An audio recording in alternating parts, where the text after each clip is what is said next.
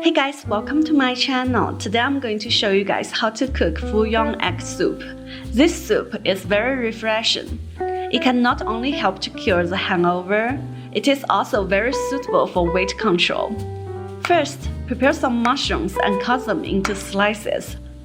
Prepare a carrot and cut it into dices. Add some cooking oil to the pot.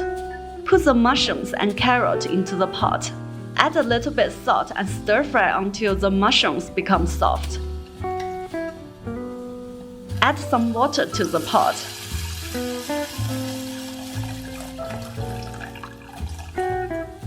Add 1 spoon of soy sauce. Add some sesame oil. Cover it. Now we need to prepare some spinach. When it boils, put the spinach into the pot. Crack an egg and pour it into the pot too.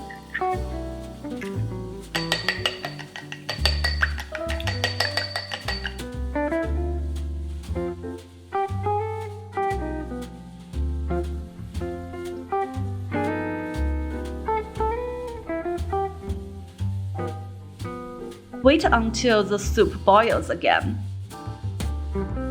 In the end, add some black pepper powder.